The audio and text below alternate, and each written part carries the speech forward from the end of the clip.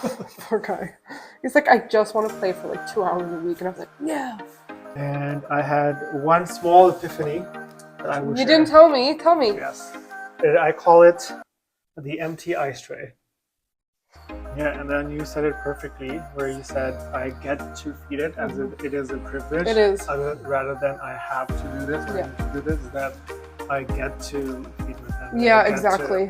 So that's more. I was home by myself. How was your 4 days of bachelorhood? It was 4 days, went by fast.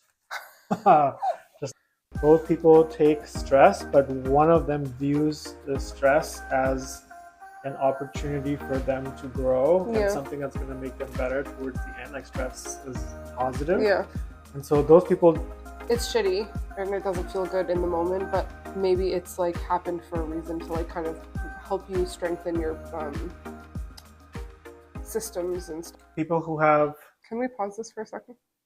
I need to pause here just in case there's an emergency. Oh. With work, sorry, 1 second. Susanna texted me like 5 times.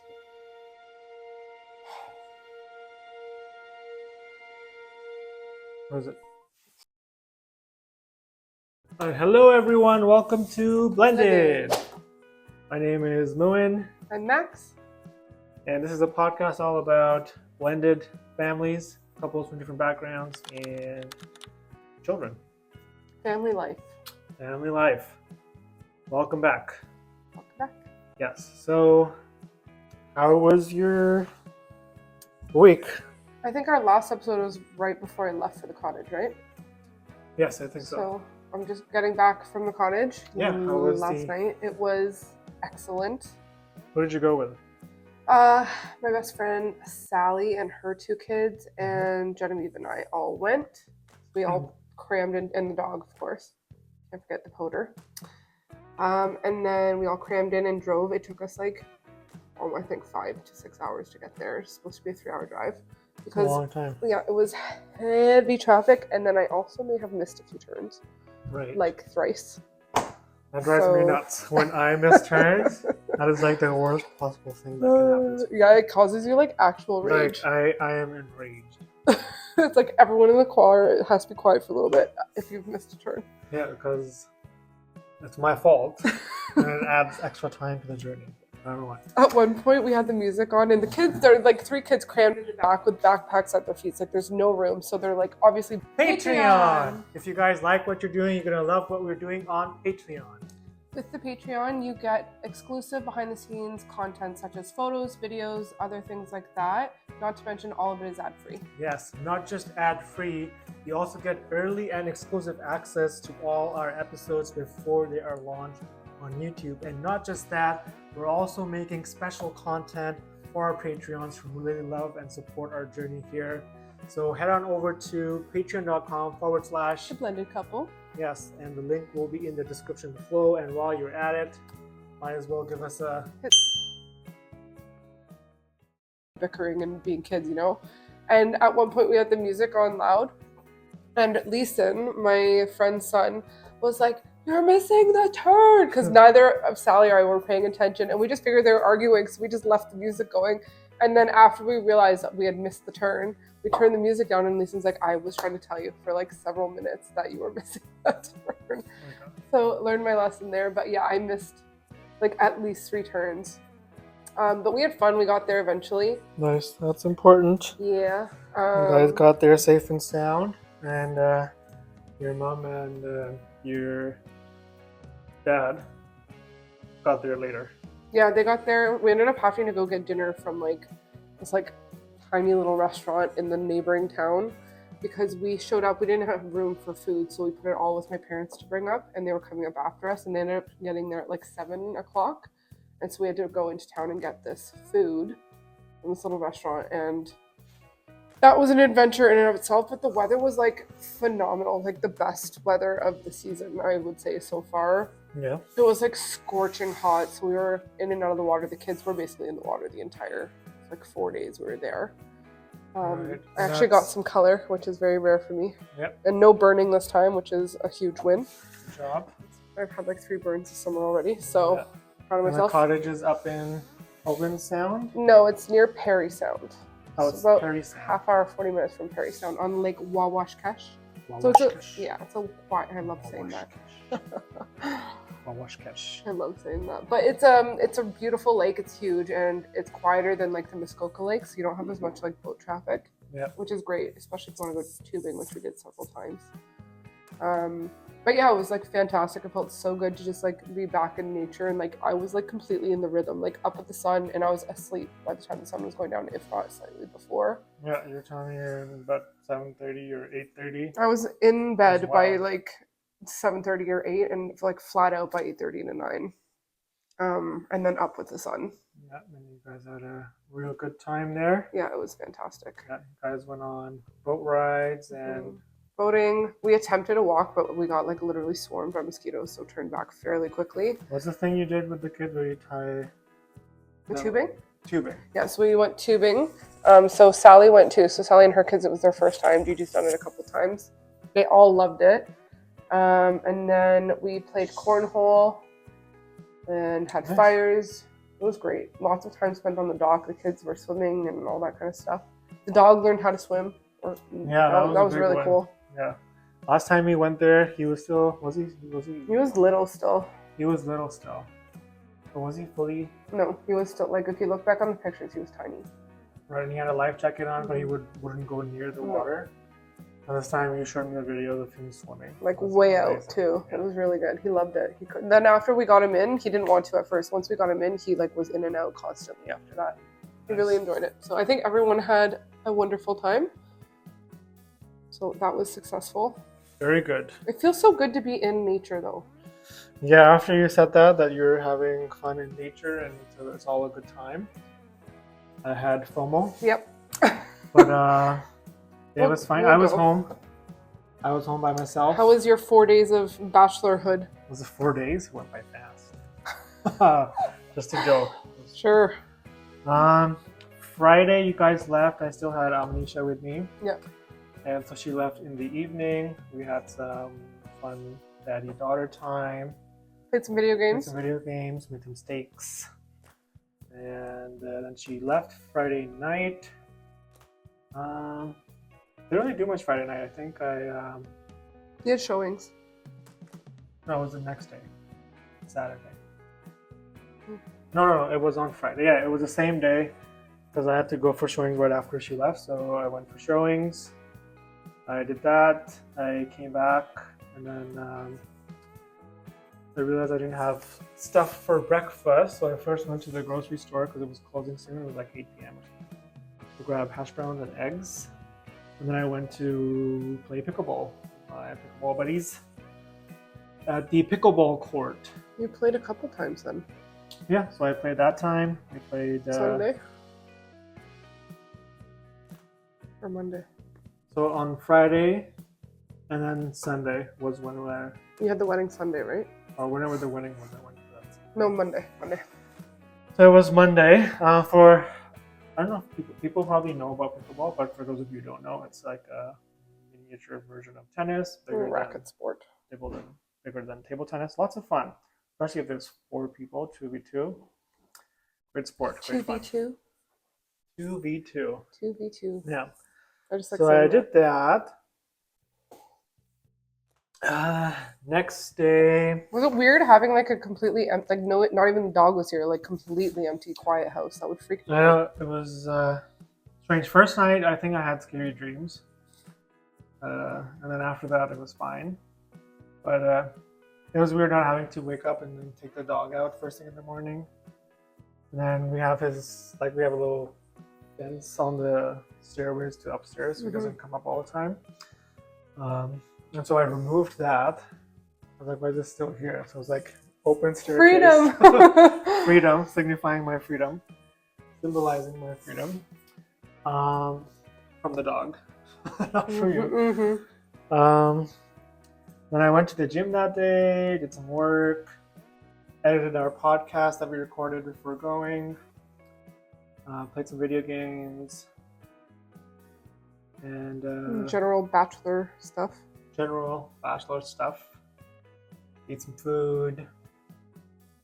I don't know about any of you, but it used to cause me like actual rage when he played video games. For no like rational reason. So if any of you ladies relate to that, maybe you can let me know why that is. I'm over it now. I'm good. But like actual rage.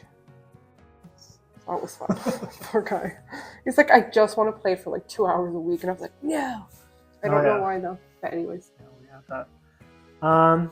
That's it. I also wanted to spend some time to focus on myself, do some inner work.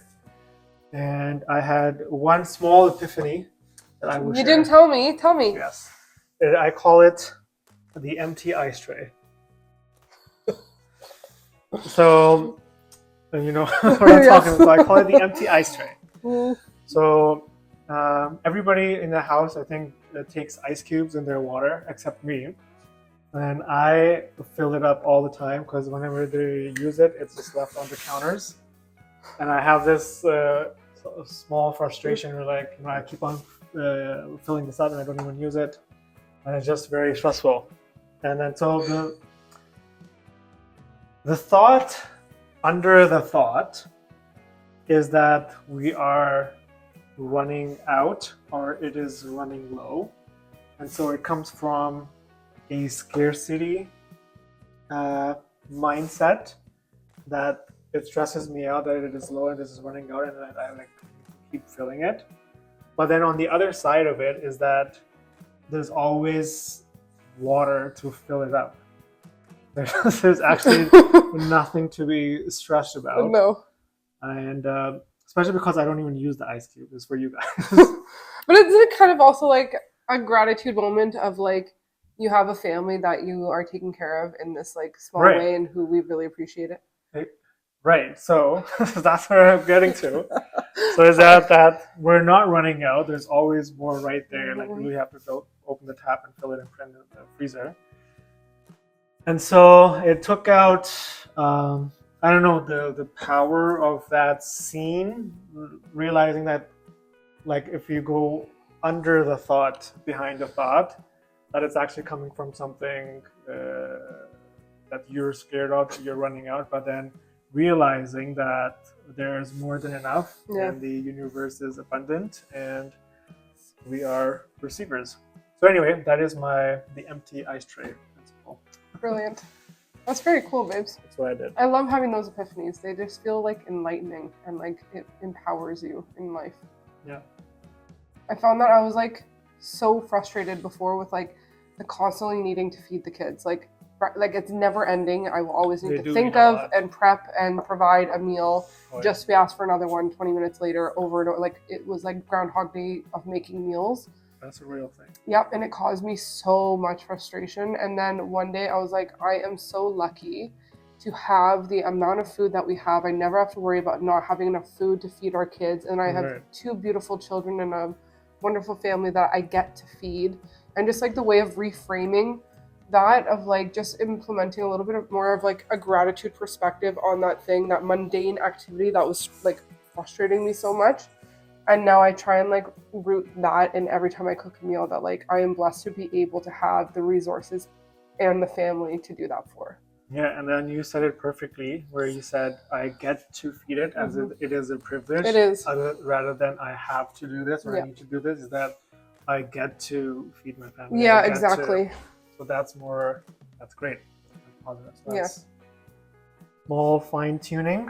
But it makes such a profound difference in the activity. Like it used to cause me, like it drained me before, and now I get like joy out of it. Right. Not all the time. Like there's times where I'm like, I literally cannot be asked right now. But like, I would say 98% of the time now, where I used to respond with frustration, I now get like a little thrill of joy where I'm like, I get to do this for my family, and we have the resources available to us to do this without stress. Like, and it brings joy to my heart now instead of like frustration and anger. Right. And then speaking of stress, I was reading a study about stress. So it was about people who have... Can we pause this for a second? So yes, stress. So people, they were doing... The people who have less stress, people who are relaxed, and then people who have stress. The people who are stressed have obviously get sick more or have lower immunity versus people who are more relaxed. And then there's another caveat where both people take stress, but one of them views the stress as an opportunity for them to grow and Yeah. something that's going to make them better towards the end. Like stress is positive. Yeah. And so those people do even better on their scores for longevity and all that stuff versus people who also have the same amount of stress but view it as something negative. I'm working on it. So that's something to. I do find, though, to your point, that I used to get sick all the time. I've never handled stress well. Like, I'm just not somebody. I'm at And this it's time. really hard sometimes It is. when there's a lot of things not going your way. And you're neurodivergent, which I think adds like fuel to the fire. Right. Like it puts you at a much lower threshold of being able to cope with stress. But anyways, I've typically never been someone who's able to cope well with stress, and I used to get sick all the time. And then once you and I met, and you kind of opened my eyes to the whole like gratitude and mindset in that whole world that I had very little exposure to prior. And like it's slow growth, but it's still growth in my mindset and implementing those things. I have seen a huge like difference in how often I'm sick. Like I used to be sick like every couple months. It was like nonstop. I'd have a cold or a flu or something. And now it's like maybe a couple times a year I get sick. Yeah. That's interesting. So anyway, I just wanted to share that as just about shifting mindset or shifting your perspective on a certain thing. Yeah. So it's like, two people will see the same event and then they both will have a different story about it. Yeah. It's just your lens. I think that's like the root of trauma too, right? Like two people can have the same experience, for example, like a horrible car crash or whatever. And one may come out with PTSD and the other doesn't. And I think most of that, like while there's like your genome and everything may be predisposition towards trauma or receptivity to it, I do think that two people's mindsets regarding life and difficulty and stress will have a huge predisposition for how they leave that element of trauma, where one has PTSD and one can move on with their life relatively unscathed. Yeah, my mind goes towards this book I read a long time ago when I was writing my first book. It's called The Biology of Belief by Bruce Lipton, which talks about similar. So that's a fun read if anybody wants to. Maybe you should like tag it below or something, like the info. Or in the description, you can write the name of the book. I can write it, yes. Definitely. You should do that. I'll add a note. Yeah. Biology of Belief. Okay, so any fun insights you had while there, or you already shared it?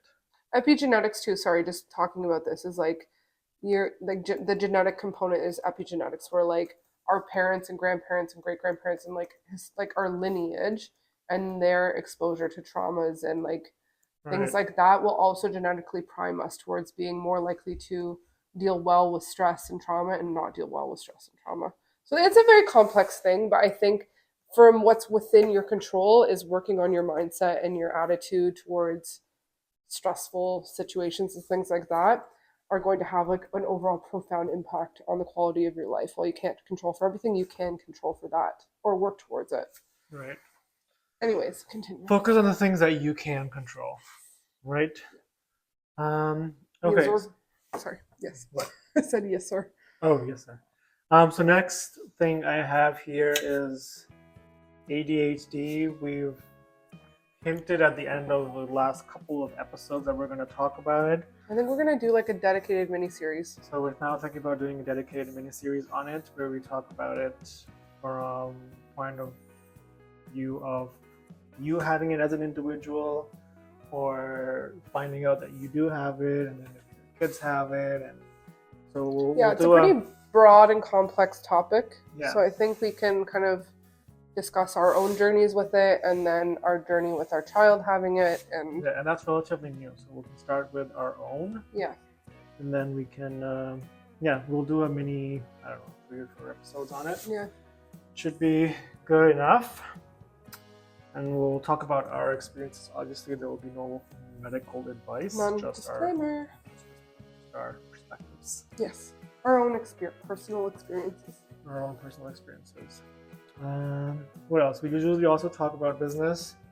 My current frustrations with my business is that especially in real estate as a whole, there's an expectation for realtors to do work pro bono, as they call it, and then Or in good faith. in good faith, and then people don't end up using your services. So it's a bit of tit for tat in the real estate industry, where a lot of realtors have done wrong to people in the past, and now I think the customers are sort of distrustful, and then you're using realtors as well. So I've had that a lot in the last couple of months, where I do a lot of work, presentations, and you either get ghosted or people are like, oh yeah, XYZ. There's no real reason. Or they just want to work with multiple realtors at the Or same they just want to time. work with multiple realtors at the same time. And so anyway, my frustration is currently that. Business-wise, like even the showings I did when you went on Friday, that lady texted me this morning. That's why I also was a little upset. And she's like, hey, because I showed her like 5 different units. Then I spoke with the realtors, was negotiating for her. I was like, okay, now you have to gather your documents so we can actually submit an offer. And then she said, oh, I was talking to another realtor who showed me that unit, a different unit in the building, and it's $25 a month cheaper. And so she's like, they called me, and so I'm gonna go with that.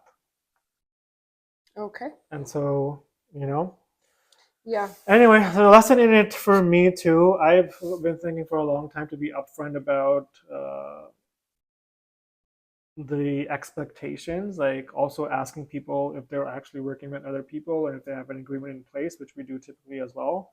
But sometimes for leases, it's fast and you don't really have time. Less formal. And less formal. So anyway, that happened. That sucks. I mean, like, it's shitty and it doesn't feel good in the moment, but maybe it's like happened for a reason to like kind of help you strengthen your systems and stuff like that when working with people. Yeah, exactly. And I think the overall there needs to be some sort of change in the industry. Yeah, I mean, like somehow there's the things that need to change, the things that have been done for a long time, and then things that we don't need to spend time and money on, things we do need to spend time and money on, and some sort of value for the customer somehow. Anyway, that's for another day. I think there needs to be repair and trust. It's very hard nowadays. People don't even trust doctors. People don't trust lawyers. Yeah, I think there's a lot of mistrust going on, and a lot of it is not to be. It's not like unfounded. It's not unfounded, but but it goes as a blanket statement over everybody. Yeah. Yeah. I need to pause here just in case there's an emergency with work. Sorry, 1 second. Susanna texted me like 5 times.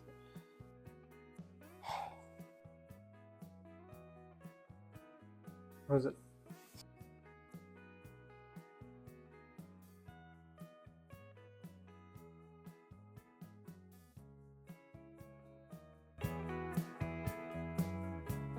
This is gonna be in disguise. We can't do this when we're filming. You can let it roll, but we'll just. Okay. What do you guys need? Okay, we're gonna need a few more minutes and then we'll come up. Deal? Yeah. All right, head on up. Okay. Please hold. Yes. Yes. No, we'll pick up where we left continue. off, but it's not ideal as we get into a flow. Love you. We'll be up shortly. All right, thank you. I'll see you in a few minutes. I'm honestly shocked that's the first time that's happened. So. That's true.